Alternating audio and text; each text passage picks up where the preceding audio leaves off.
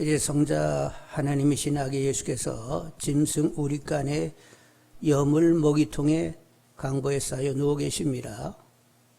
어떻게 여기 누워 계셔야 하는지 이제 우리가 궁구하도록 하겠습니다. 예수님이 어떻게 이렇게 구유에 누워 계시는지 이렇게 궁구하는 것은 하나님의 계획, 뜻이 무엇인지를 묻고 답을 얻는 것이라 할 수 있습니다. 자, 어떻게 여기 이렇게 예수님이 누워 계셔야 되느냐? 먼저 이제 창세 때부터 이해를 가져야 된단 말이요. 창세 때 하나님께서 우주 만물을 만드시고 인간을 위해 에덴 동산을 만드셨습니다. 인간이 살 수 있는 최적의 환경을 만드셨어요. 아름답고 물이 많고 각종 나무 실과와 채소가 있었습니다. 그런데 이런 최적의 환경을 최적이다 이렇게 알려고 할 것 같으면 최적인 상태에서 그냥 살면 최적인지 몰라요. 그런데 한쪽으로 최악을 보게 되면 최적이네 이렇게 되는 것입니다. 자, 그러면 최적이 추적되려고 하면 비껴 최악이 경험되어야 되는데 결국 선악과의 기능은 하나님의 은혜를 은혜로, 하나님의 풍요를 풍요로 알게 하기 위하여 선악과가 있었다고 보는 거지요. 자, 선악과 얘기하실 때 뭐라고 말씀하셨어요? 네가 이 동산에 있는 각종 나무 실과는 네가 다 먹되 뭐는 먹지 말라? 선악과는 먹지 말라. 금지를 하나를 딱 하면 그 금지 하나 때문에 금지는 하나고 나머지는 다 먹게 하셨네. 하나님은 풍요시네 이렇게 다가오는 거예요. 그런데 그냥 다 풍요 가운데 허락해 주시면 풍요가 익숙해지는 가운데 이게 풍요인지를 모른단 말이에요. 그런데 금지가 있으면 풍요가 더 살아나게 되는 것입니다. 화요일날 상주에 내려가면서 유료예배 드리러 가는데 모처럼 오랜만에 동기 목사한테 전화가 왔어요. 그냥 무난 전화가 왔는데 그 친구는 대구 사람인데 어렸을 때 너무 가난해가지고 이 먹는 것이 너무 현찮았던 것 같아요. 그래서 나이가 들어서도 이렇게 상을 받게 되면 그 어린 날을 기억하면서 감격이 된다네. 여러분들은 밥 먹을 때 눈물 흘리면서 먹는 사람 있어요? 이런 반찬이 왜 있다시오. 이걸 콩을 조금 더 넣지 이러지. 그냥 상 받는 것 자체로 감격되지는 않잖아요. 마찬가지로 아담과 하와는 제대로 알 것을 알아야만 했던 거예요. 그래서 이제 결국 그들이 선악과를 따먹게 됩니다. 사단의 유혹으로. 하나님은 얼마든지 막을 수 있었어요. 그런데 안 막으셨어요. 결국에는 따먹게 되고, 그래서 이제 에덴 동산에서 바깥으로 쫓겨나가게 되었습니다. 그래서 어떻게 됐다고요? 가시덤불 엉겅퀴를 헤치면서 땀을 흘려 농사를 지어서 채소를 얻었는데 근근하게 먹고 살게 되었어요. 그러니까 그렇게 되니까 에덴의 풍요가 크게 다가와야 안 다가와요? 그때는 엄청난 하나님의 은총과 풍요 가운데 살았네. 내가 가시덤불 엉겅퀴를 헤치면서 땀을 흘려서 근근하게 채소를 먹다 보니까 그 시절이 얼마나 하나님의 겁난 은총인가를 알게 되었단 말이요. 그래서 다시 돌아갈 수만 있다라고 하면 항상 감사의 정으로 은혜를 은혜로 풍요를 풍요로 인정하면서 나는 살 수 있을 것 같다 이런 마음을 가지게 된 것입니다. 여러분, 아담과 하와는 큰아들 가인이 동생 아벨을 시기하여 돌로 때려 죽였어요. 아니, 인간의 죄악의 잔혹함이 이런 것이었는가? 이렇게 확인하면서 에덴 동산에서 그냥 사랑이 사랑인지도 모르고 그냥 사랑 자체로 이렇게 삶을 살았던 그때를 생각을 하면서 그것이 진정 천국이었구나. 죄악을 가지며 잔혹하게 사는 이 세상이 지옥이라고 하면 에덴 동산은 진짜 천국이었네. 이렇게 확인이 되었던 거지요. 자네들도 자라면서 막 태어나면서 엄마 은혜가 너무 커요 이러는 애 봤어요? 날마다 입 내물고 불평하고 뭐 어떻고 그러는데 지가 이제 결혼해가지고 애 낳고 길러보면 그때는 이제 알지요? 그래서 남자보다도 여자들이 더 지 엄마 챙기고 지 아버지 챙기는 것은 자기 뱃속으로 애를 낳아가지고 길러보니까 어머니 아버지 사랑이 제대로 다가오는 거예요. 그 아들놈들은 다 소용없고 막 딸은 있어야 된다고들 이렇게 얘기하는데 그 딸은 자기가 낳아가지고 길러보니까 어머니 아버지 사랑이 제대로 다가오니까 그래도 딸들이 효도를 한단 말이에요. 아들들은 각성하라. 그래서 아담과 하가 제대로 알고 은혜를 은혜, 풍요를 풍요로 받으면서 감사하는, 그리고 하나님의 은혜를 정말로 사모하는 그런 사람이 되는, 그들의 후손 가운데 그런 이들이 나타나게 하기 위하여 하나님은 선악과 나무 열매를 따먹을, 하나님은 얼마든지 막을 수 있는 분이지만 하나님은 막지 않고 계획을 가지시면서 따먹는 걸 허락하게 되었던 거예요. 하나님은 계획이 있으셨습니다. 하나님은 분명히 계획이 있으셨어요. 아니 따먹었다. 그래가지고 이것들 안 되겠네. 그리고 쫓아내고 방치했어요? 아니요. 따먹자마자 하나님이 찾아오신 거예요. 그리고 먼저 뱀을 향하여 선언하시게 되었는데 창세기 3장 15절입니다. 이건 원시복음이라고 이렇게 우리가 부르게 되는데, 내가 너로 여자의 원수가 되게 하고 여자와 원수가 되게 하고 내 후손도 여자의 후손과 원수가 되게 하리니 여자의 후손은 내 머리를 상하게 할 것이요 너는 그의 발꿈치를 상하게 할 것이라 하면서 선악과를 따먹자 하나님은 여인의 후손을 약속을 하는 거예요. 그래서 따먹어서 그제서 하나님이 여인의 후손을 생각한 거요, 이미 따먹을 것을 아시면서 여인의 후손을 이미 생각해 놓으신 거예요. 따먹는 거 알고 이제 하나님은 여인의 후손을 이미 선악과를 만들 때부터 그 이전에 선악과를 만들게 되고 따먹게 되면 이제 여인의 후손을 이야기할 것이다. 이렇게 다 이렇게 계획이 있었던 거예요. 자, 오늘 구해 놓으신 예수님은 여인의 후손으로 오신 분입니다. 아기 예수는 본시 성자 하나님이기 때문에 마귀의 권세를 파쇄할 수 있는 능력을 가지고 계세요. 그런데 이제 여인의 후손으로 오셔가지고 사단의 머리를 이제 깨게 되는데, 여인의 후손으로 오셔서 사단의 머리를 깨게 되는 것은 어떻게 되는 것이냐? 사단은 인간이 죄를 가지야만 역사할 수 있는 여지가 있어요. 자기들이 주장하고 자기들이 가지고 놀기 좋습니다.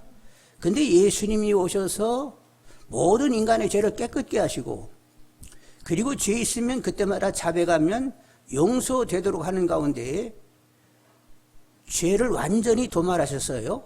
그래서 사단이 역사할 수 있는 여지를 깨끗이 없애게 되었습니다. 이런 터에서 사단의 머리를 깬 것이 되는 거지요. 본시 그분은 성자 하나님이기 때문에 그럴 권세도 있지만 여인의 후손으로 와서 죄 문제를 깨끗이 해결하면서 사단이 역사할 수 있는 여지를 완전히 없애게 된 것이지요.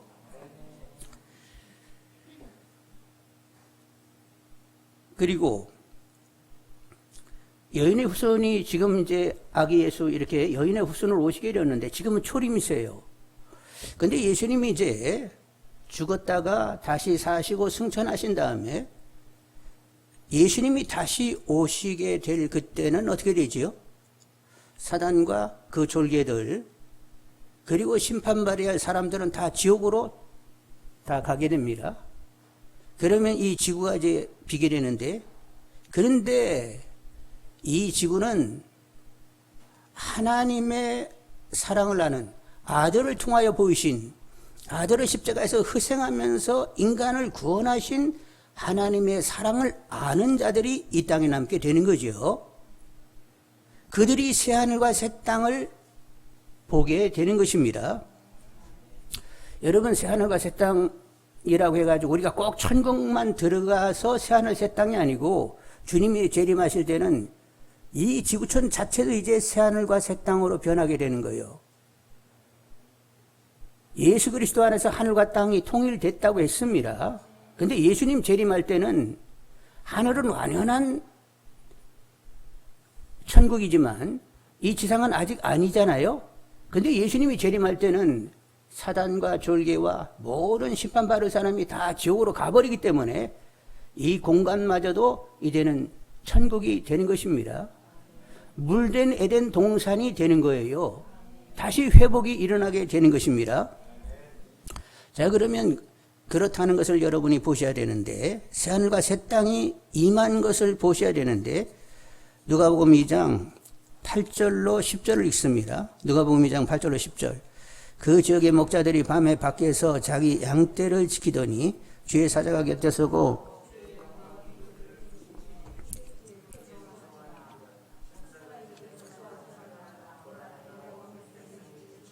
큰 기쁨의 소식을 너희에게 전하노라. 그리고 13, 14절 있습니다. 호련히 수많은 천군이 그 천사와 함께 하나님을 찬송하여 이르되 지극히 높은 곳에서는 하나님께 영광이요 땅에서는 하나님이 기뻐하시는 사람들 중에 평화로다. 베들레헴 들녘에 수많은 천군 천사가 나타나셨습니다. 그리고 그분들이 합창을 냈어요. 자, 그 베들레헴 들녘에 수많은 천사들이 나타나서 합창을 부른다. 그러면 그 베들레헴 들녘은 늘 일상 있는 평범한 들녘이요 새하늘과 새 땅이 임한 들녘이요 그렇게 임할 수 있는 거예요. 주님이 재림하실 때는 이 땅을 떠나갈 사람은 다 지옥으로 가게 되고 이제 남은 성도님들 그냥 하늘이 그대로 임하게 되는 것입니다. 그래서 하늘과 땅이 통일된 세계 가운데 하늘도 천국, 땅도 천국인 그러니까 에덴 동산이 다시 회복된 그 세계를 이제 살게 되는 것이지요. 자, 그래서 하나님이 계획이 있었다고 했습니다. 창세 때 하나님이 계획이 있었다고 했어요. 선악과를 따먹는 것을 금지하지 않는 것은 결국 이제 여인의 후손 아들을 보내서 모든 인간들을 죄에서 사해 주시고 그리고 이제 성령이 역사하시게 되잖아요. 그때는 예수님이 구주의 주인 것을 누가 알게 하세요? 성령이 알게 하시잖아요. 그래서 성령의 역사가 있는 것입니다. 근데 성령은 우리는 하수라고 얘기해요. 강으로 얘기합니다. 그래서 우리 심령에 성령이 흐르면서 각 심령 안에 물된 에덴 동산이 만들어지게 되고 그들이 함께 모일 때에 물된 에덴 동산이 만들어지게 되는 거지요. 이런 회복이 있습니다. 근데 처음 에덴 동산은 하나님의 사랑, 하나님의 그 은혜, 하나님의 풍요를 제대로 모르는데 두 번째 물된 에덴 동산의 회복에는 아들을 통한 하나님의 사랑, 높이 깊이 넓이 길이로 충만히 아는 자들로 새로운 물된 에덴 동산이 회복이 되는 거지요. 이런 하나님의 전체적인 큰 틀 가운데 오늘 아기 예수님이 태어나셔서 이렇게 구유에 누워 계신 것이지요. 그래서 우리 모두 우리는 이미 아들을 통한 하나님의 사랑을 크게 알고 있습니다. 그리고 성령이 우리 안에 역사하는 가운데 성령 안에서 이루어지는 의와 평강과 희락의 나라, 물된 에덴 동산이 우리 안에 회복되고 있다는 것을 우리가 압니다.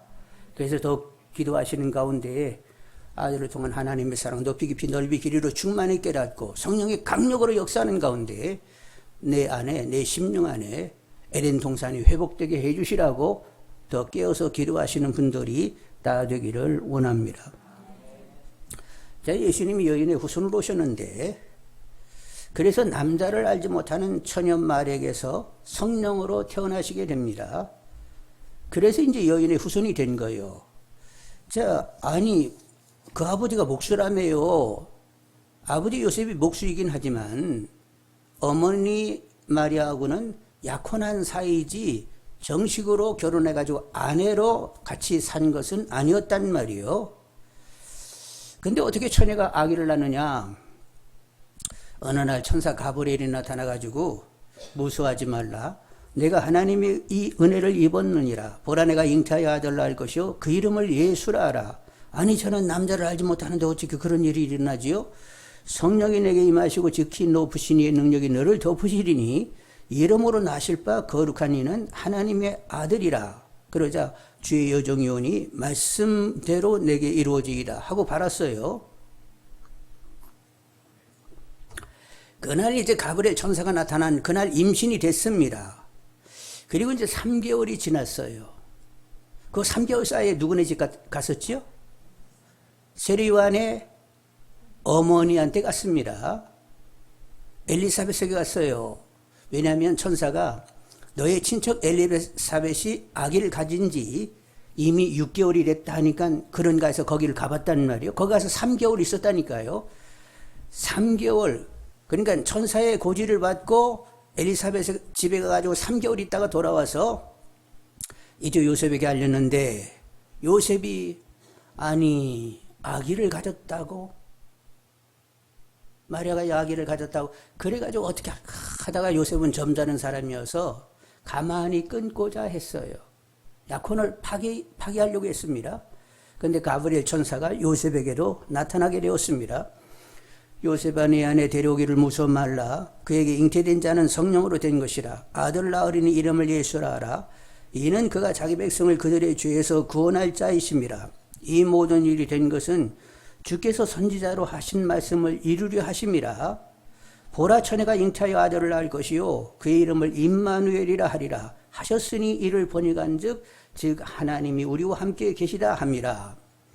이사야 선지자를 통하여 처녀가 이제 아이를 낳게 되고 그가 임마누엘, 하나님이 함께 하심을 보이는 사람이랄 것이다 이렇게 예언하셨고, 그리고 성령으로 잉태되어 죄에서 구원할 분이 태어나게 되는 것이다. 이제 천사가 이렇게 얘기하니까 천사의 얘기를 듣고는 요셉이 그 마리아를 끊을 수가 없었던 거예요. 그래서 마리아를 데려오게 되었습니다. 자, 이렇게 예수님이 처녀 마리아의 몸에서 난 것은 여인의 후손이 올 것이라는 예언을 성취하는 것이고, 또 이제 처녀 마리아에게 성령으로 이렇게 잉태되는 것은 예수님이 이제 구주가 되시는데, 구주가 되려고 하면 남의 죄를 대신하려고 할 것 같으면 본인이 죄가 없어야 돼요. 근데 인간 마당에서는 그런 일을 찾을 수가 없으니까 죄 없는 하나님이 인간의 몸을 입고 오시게 된 것입니다. 그래서 마리아의 몸을 빌려 성령으로 예수님이 태어나게 된 거예요.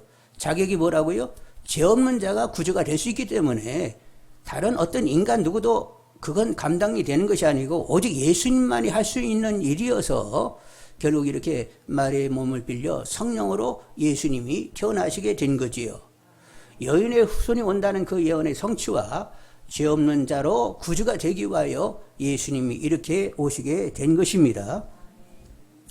자, 그러면 왜 예수님이 베들레헴에서 태어나게 되었느냐 하는 것인데, 여러분 마리아와 요셉은 어디에 살고 있었어요?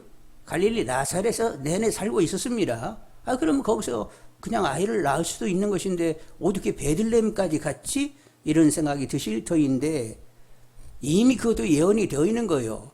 다윗의 후손으로 베들레헴에서 태어날 것이 이미 예언이 되어 있다니까요.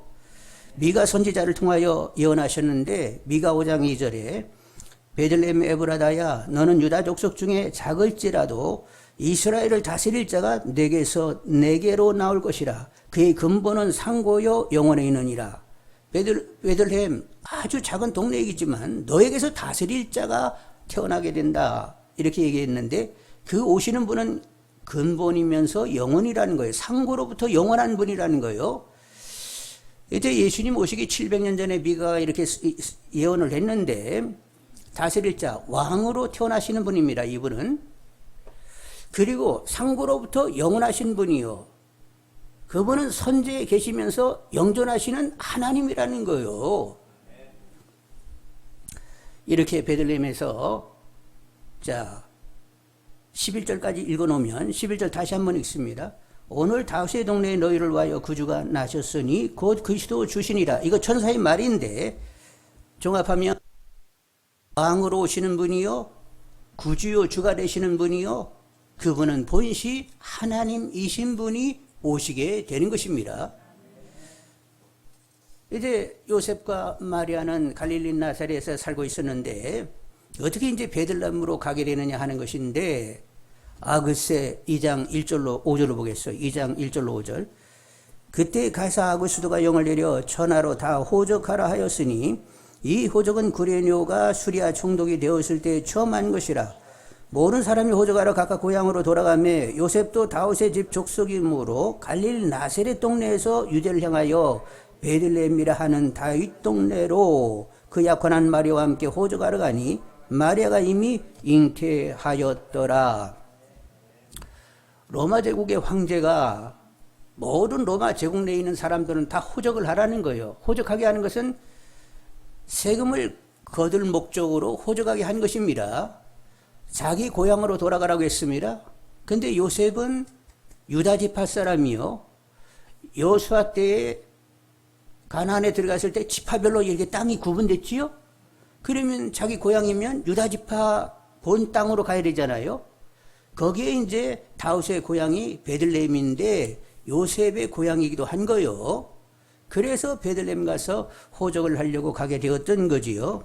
그러니까 베들레헴에서 이렇게 태어나기 위하여 하나님은 황제로 하여금 호적의 명령을 내리게 하고 그리고 요셉이 움직여 가게 되었단 말이요. 그런데 이제 마리아를 데리고 간 것은 마리아가 아기를 낳게 되면 어떻게 되는 거예요? 아기를 9개월 열흘 만에 낳아야 되는데 그 훨씬 못 미쳐서 낳게 되는 거죠, 마리아가. 약혼은 했지만 이렇게 아내로 정식으로 데려오지 않았는데 데려왔다고 하더라도 그 기간이 있는데 아니 아기를 낳는데 6개월 만에 낳다? 이게 뭐요? 하면 여러 가지 이제 말들이 많아지게 되고 마리아가 곤란을 겪을 수가 있단 말이요. 그러니까 당신 여기 있으면 여러 가지 말 많고 곤란을 겪게 되니까 나하고 동행합시다 하면서 임신한 마리아를 그냥 베들레헴으로 이렇게 데리고 가게 되었던 거지요. 그래서 이제 예언대로 예수님이 베들레헴에서 태어나시게 된 것입니다. 그러니까 하여간 창세로부터 하나님께서 이제 예언들을 이렇게 계속 주시면서 일들을 진행해 가시는 거 보면 하나님은 치밀한 계획 가운데 섭리적인 경영으로 오늘 아기 예수로 하여금 구유에 눕도록 이렇게 하신 것을 확연하게 볼 수가 있어요. 그러니까 성경을 이렇게 내가 원하는 대로 구석구석 보면 안 되고 하여간 창세로부터 요한계시록까지 막 계속 통독을 하셔야 예수님이 이렇게 아기 예수님이 이렇게 누워 계신 것을 볼 때 성경 전체의 조명 가운데 정말로 온 백성이 미칠 큰 기쁨의 소식 되시는 분이다 이렇게 보여줘서 내게도 큰 기쁨의 좋은 소식으로 이렇게 다가오게 되는 거예요. 하여간 성경을 계속적으로 볼 수 있는 분들이 다 되기를 원합니다. 그런데 이렇게 아기 예수에 태어나는 것도 치밀한 계획 가운데 이렇게 섭리적인 경영 가운데 있는 것인데 여러분의 삶도 마찬가지입니다. 여러분 어디 가다 보니까 그냥 확 이렇게 태어났어요? 아니요. 창세 전에 여러분에 대한 이미지를 가지고 계셨습니다. 그리고 때에 어느 나라에 태어나게 됐어요? 요 조선 땅에 태어나게 하셨어요. 그리고 이렇게 한때를 살게 하십니다. 그리고 예수님을 구주주로 영접하게 되었지요.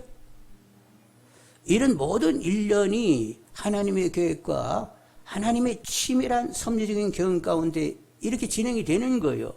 그러니까 여러분의 삶을 두고서도 늘 기도할 때 하나님의 뜻이 내 평생에 채워지기를 원한다고 하나님의 뜻이 이루어지기를 원한다고 계속 기도하시는 분들이 다 되기를 원합니다. 자, 이제 예수님께서 8일 만에 할례를 받습니다. 21절 보겠어요. 할례할 8일이 되매 그 이름을 예수라 하니 곧 잉태하기 전에 천사가 일컬은 바니라. 자, 8일 지났습니다. 그리고 22절 읽습니다. 모세의 법대로 정결 예식의 날이 참에 아기를 데리고 예루살렘에 올라가니 이제 여인은 아기를 낳게 되면 정결 의식을 해야 되는데 남자아이는 40일 지나서 여자아이는 80일이 지나야 됩니다. 그러면 베들레헴에 지금 며칠이 지난 거요? 40일 보냈어요. 한 달 10일 베들레헴에서 살고 있었습니다. 그래서 이제 정결의식을 했단 말이요. 속죄제와 번제를 드리면서 정결의식을 행했습니다. 자, 그래서 말씀인데 동방박사가 나타나서 예물을 드리고 그리고 헤롯이 아이를 죽이려고 하니까 그때 애굽으로 피신한단 말이요. 그러면 애굽으로 막 피신된 것이 동방박사 나타나고 피신이요.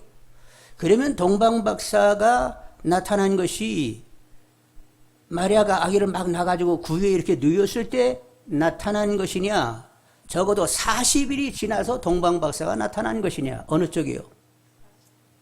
40일 지나서 나타난 거요. 아이, 그런 거요.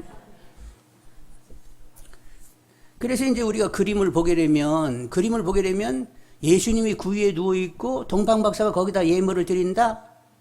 이것은 이제 성경을 제대로 안 보고 그린 거요. 성경을 제대로 본 사람이 그렸으면 이제 여염집으로 들어간 그 마리아와 예수님 앞에 예물을 놓고 엎드려 경배하고 동방박사들이 그렇게 하는 거지요. 여러분, 자, 정결의식을 하러 갔을 때 어떤 사람들이 나타나요? 그때 의롭게 삶을 살았던 시몬이 빨리 성전에 가서 구주 예수를 보라고 해가지고 시몬이 나타났습니다. 그런가 하면 아셀지파 바누엘 딸 안나가 또 아기 예수가 구주인 것을 알아보고 사람들에게 얘기했습니다. 자, 그러면 예수님이 베들레헴에 계실 때에 먼저는 목자들에게 나타나셨죠? 천사들이 너희 동네에 구주요 그리스도 주가 되실 분이 태어나셨어. 그래가지고 그냥 구유를 다 찾아가지고 우리간을 다 뒤져가지고 예수님께 경배했는데, 자, 목자들 그리고 예루살렘의 시몬 그리고 바사지파 아셀의 딸 안나, 이런 이들이 다 예수님에 대해서 알고 있는데 내내 구유에 있도록 그들이 그냥 방치했을까요? 그럴 일은 전혀 없는 거예요. 그래서 이미 이제 동방박사가 나타날 때는 여염집에 들어가 있는 것이고 동방박사가 나타날 때는 적어도 40일이 지난 다음에 나타나게 된 거예요. 그래서 이제 동방박사들이 예수님께 찾아오게 되는데 처음에는 예루살렘으로 갔습니다. 그래서 헤롯 왕을 만나가지고 물었어요. 유대인의 왕으로 나신 이가 어디 계시냐? 우리가 동방에서 그의 별을 보고 그에게 경배하러 왔다. 유대인의 왕이 태어났는데 어디 계시냐? 하고 예루살렘 가서 물었어요. 그랬더니 헤롯이 막 알만한 사람 제사장들 다 모아놓고 어디서 태어나냐? 예언대로는 베들레헴이네요. 그래서 헤롯이 베들레헴에 가보라고 가서 이렇게 경배하고 그냥 또 나에게 와가지고 자상하게 얘기하면 나도 가서 경배한다고. 근데 경배하려고 해서 죽이려고 했어요. 그래서 이제 이 동방박사들이 결국에는 베들레헴에 찾아갔습니다. 별이 인도해서 또 마태복음 2장 11절에 보면 집에 들어가 아기와 그의 어머니 마리아가 함께 있는 것을 보고 엎드려 아기께 경배하고 보배압을 열어 황금과 유황과 몰약을 예물로 드리니라. 2장 11절 다시 한번 제가 읽을게요. 집에 들어가 아기와 그 어머니 마리아가 함께 있는 것을 보고 어디로 들어갔어요? 우리간으로 들어갔어요? 집으로 들어갔어요? 집으로 들어갔어요. 그래서 황금과 유황과 몰약을 드리게 됐는데 이 예물들은 상징성을 갖습니다. 황금은 다스리는 왕이라는 거예요. 유향은 중보적인 제사장이라는 것입니다. 그리고 몰약은 말씀으로 심령을 부패하지 않게 하는 선지자라는 거예요. 예수님은 그리스도이신데 그리스도는 기름 부음을 받아 하나님의 일을 하는 사람입니다. 구약에는 누가 기름 부음을 받았어요? 왕, 제사장, 선지자가 기름 부음을 받고 그 일을 했습니다. 근데 예수님은 어떤 분이요? 왕이면서 제사장이면서 선지자이세요. 그래서 이런 예물을 받게 되었던 거지요. 근데 오늘 사는 우리들은 어떠냐? 예수님과 연합하는 가운데 우리들이 왕이면서 제사장이면서 선지자예요. 여러분이 왕이면서 제사장이면서 선지자라니까. 잘 모르는 것 같으네. 등을 한번 팍 때려. 당신이 예수님과 연합하여서 왕 같은 제사장이 되었고 말씀으로 사람들을 살리는 썩지 않게 하는 선지자의 삶을 살도록 당신 택함 받은 거야. 성령의 기름 부심을 받고 온유와 겸손함으로 섬기는 왕이 될 것이며, 그리고 중보하며 기도하며 모르는 사람을 하나님께로 이끌려고 하는 제사장 일을 해야 되고, 그리고 말씀으로 심령을 살려내는 썩지 않게 하는 선지자 일을 하라고 주님과 연합하면서 성령의 기름 부심이 있는 거야. 나는 그런 사람, 이렇게 자기 정체의식을 정확히 갖는 분들이 다 되시기를 원합니다. 그러니까 이 성도님은 자기 정체감을 정확히 가지고 살아야 된단 말이요. 뭐 신앙이 별거리 있어 뭐 그냥 대충 살다가 천국 가는 거지. 그런 거 아니요. 예수님과 연합됐다는 사실도 엄청난 일이고, 성령의 기름 부음 받음 가운데 왕이며 제사장이요, 그리고 선지자의 삶을 살아야 되는 거요. 그래서 내가 누구인지를 정확히 아는 분들이 다 되기를 원합니다. 자, 그런데 한 가지 이제 더 우리가 생각을 해야 되는데, 왜 구유에 누우셨느냐? 그때 그냥 호적하러 온 사람이 많아가지고 방이 없어가지고 할 수 없이 구유에 누우셨지. 아니, 그런 어떤 이런 실제적인 사정이 아니라 영적으로 왜 이 구유에 예수님이 누워 계셨는가를 우리가 다시 한번 생각해 보겠다는 거예요. 여러분, 구유에 예수님이 누워 계신 것은 짐승 같은 인간들아, 나를 먹고 참 인간으로 회복되라고 하는 강력한 메시지를 주고 계시는 거예요. 인간이 하나님을 알지 못하면 짐승 같거나 짐승보다도 훨씬 못하게 사는 것이 하나님을 모르는 사람들의 삶인 것입니다. 그런 너희들이 생명의 떡인 예수를 먹으라는 거예요. 여러분, 베들레헴이 뜻이 뭐지요? 떡집. 배 타면 이건 집이고 나머지는 이제 떡이라는 말인데, 떡집이라는 거예요. 떡집 동네에 예수님이 구해 놓으셨는데, 짐승들아, 나를 먹고 이제는 참 인간으로의 회복을 도모하라, 이런 강력한 메시지를 주시는 것이죠. 여러분, 어떻게 우리가 예수를 먹는다고요? 아까 11절에 오늘 다윗의 동네에 너희를 위하여 구주가 나셨으니 곧 그리스도 주시니라.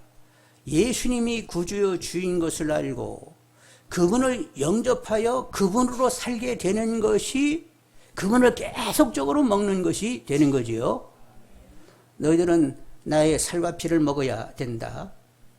나를 먹고 나로 말미암아 하나님께 대하여 삶을 살아야 된다, 이렇게 말씀하셨는데, 예수님을 구주의 주로 영접하고 결국 주님으로 말미암아 삶을 사는 것이 결국 예수님을 먹는 것이 되는 거지요.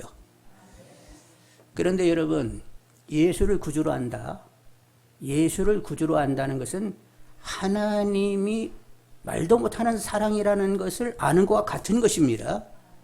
예수님이 구주가 되기 위하여 어떻게 하셨다고요? 사람들에게 침뱉음 당하고 주먹질 당하고 모욕당하고, 그리고 십자가에 못이 박히고 옆구리 창을 맞아가지고 결국은 물과 피를 다 쏟게 되었습니다. 이것은 하나님의 사랑을 보여주는 거예요. 아들을 그렇게 희생하면서, 상대는 누구요? 자격이 전혀 없는 진노의 대상인 원수 같은 인간들을 향하여 아들을 깨끗이 희생하시는 하나님의 사랑, 예수님이 구주 되심 가운데는 하나님의 높이 깊이 넓이 길이로 충만한 사랑을 보여주고 계시는 것입니다. 그래서 예수님이 구주로 안다는 것은 하나님이 얼마나 사랑인가를 아는 것이지요. 그런데 여러분, 어떤 신이 자기 아들을 희생해서 인간을 죄로부터 구원해낸다, 이런 이야기 들어보셨어요? 다른 신들은 조금 더 손해보는 일 하지 않아요. 그리고 모든 종교들은 네가 스스로 구원받아, 적선 네가 선을 쌓아가지고 죄를 넘치게 선을 쌓아서 구원을 네가 스스로 받아, 이렇게 얘기하는데, 그렇게 선을 쌓아서 악을 이겨낼 수 있는 인간은 없는 것이고 이건 완전히 사단의 허울이요. 그런데 창조주이시면서 심판주 되신 하나님께서 아들을 그렇게 물값지를 흘리게 하며 우리의 죄를 깨끗게 했으니 이를 제대로 아는 사람들은 하나님께 영광과 존귀와 찬송을 돌릴 수밖에 없는 것이지요. 그리고 이 하나님의 구원의 사랑을 알게 되면 이제 관계가 달라졌다는 것을 알게 되는 것입니다. 하나님의 관계인데 전에는 진노와 심판의 대상이었던 내가 이제는 하나님과 아버지와 아들, 딸로 관계하게 되었고 진노가 아니라 화목과 평화와 친밀한 관계 속에서 삶을 살게 되었습니다. 그래서 이렇게 하나님이 사랑으로 우리를 구원했다. 그래서 하나님께 영광을 돌려야 되고 그리고 하나님과 관계가 이렇게 다시 화목되고 그리고 우리가 하나님 앞에 평화를 누리게 됐다. 이런 사실이 확연히 다가오게 되면 오늘 들녘에서 천사들이 노래한 그 가사말의 의미가 확연하게 다가오게 되어 있어요. 그래서 13, 14절을 다시 읽습니다. 13, 14절 다 같이. 호련히 수많은 천군이 그 천사와 함께 하나님을 찬송하여 이르되 지극히 높은 곳에서는 하나님께 영광이요 땅에서는 하나님이 기뻐하시는 사람들 중에 평화로다. 왜 천사들이 이 노래를 이렇게 불러야 되는지를 알게 되는 거지요. 그래서 천사의 노래가 결국은 내 노래가 되는 것입니다. 아기 예수 오심의 의미가 무엇인지, 아기 예수의 오심의 의미가 무엇인지를 잘 아는 가운데 지극히 높은 곳에서는 하나님께 영광이요 땅에서는 하나님이 기뻐하시는 사람들 중에 평화로다. 이 노래가 나의 진심의 노래가 되는 분들이 다 되기를 원합니다.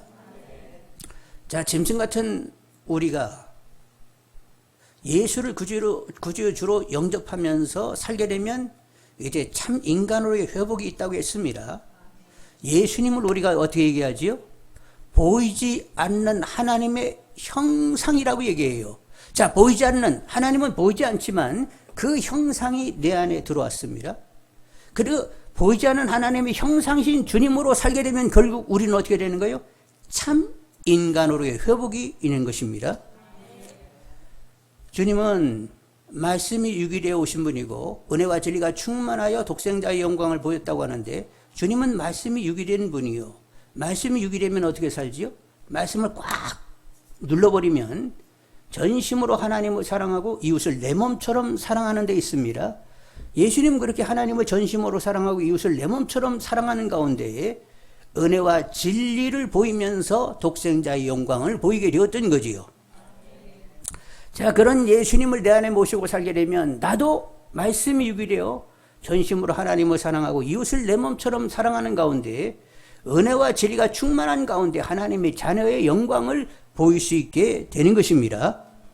정말로 우리는 참 인간으로의 회복이 일어나게 되는 거지요. 그렇게 되도록 예수님이 결국은 우리들의 주가 되시는 거예요. 자, 그리고 아까도 얘기했지만 예수님을 구주의 주로 영접하려고 하면 누가 역사하셔야 돼요? 성령 아니고서는 예수를 구주로 시인할 수 없습니다. 성령이 역사하게 되니까 예수님을 그렇게 영접하게 되는데 이미 예수를 구주의 주로 영접하게 되면 성령이 우리 안에서 생수같이 흘러가는 일의 시작이 된 것이지요. 누구든지 목마르거든 내게로 와서 마시라. 나를 믿는 자는 성령이 이름과 같이 그 배에서 생수의 강이 흘러나리라 말씀하셨는데 성령을 우리가 거듭나면 이미 생수가 흐르기를 시작하는 것입니다. 그러면 에덴 동산이 다시 회복이 된 것이 되는 것입니다. 에덴 동산은 중앙에서 물이 사방으로 흐르게 되고 그래서 이렇게 초목과 과실들이 맺히게 된단 말이요. 그래서 성령이 역사하게 되면 우리 안에 성령의 열매를 맺는 물된 에덴 동산, 신령한 물된 에덴 동산이 우리 안에 회복이 되는 것이고 그런 일들이 모여가지고 교회 공동체를 이루게 되면 교회 자체가 이제는 물된 에덴 동산이 되는 거지요. 이렇게 하나님은 아들 예수가 이렇게 구유에 누워 계신데 창세로부터 하나님의 사랑을 제대로 알고 우리 심령 안에 다시 한번 하나님의 사랑을 아는 자들의 에덴 동산이 만들어지도록 그렇게 하나님께서는 교회 가운데 이를 경영해 오시게 된 거예요. 그래서 예수님은 말도 못하게 큰 기쁨의 좋은 소식으로 지금 누워 계신 것입니다. 자, 10절을 다시 한번 읽습니다. 10절. 전사가 이르되 무수하지 말라. 보라 내가 온 백성에게 미칠 큰을 짧게 하면 여러분 안 돼. 자, 다시 큰 기쁨의 좋은 소식을 너에게 전하노라. 오늘 다윗의 동네에 너희를 위하여 구주가 나셨으니 곧 그리스도 주시니라. 여러분 어떠십니까? 주님이 이렇게 오셨다. 태어났다. 와, 큰 기쁨의 좋은 소식이다 하면서 막 쫙 감격을 가지십니까? 아니면 매해 반복되는 어떤 식상한 이벤트 같이 또 성탄절이요? 이루고 계시는 거예요?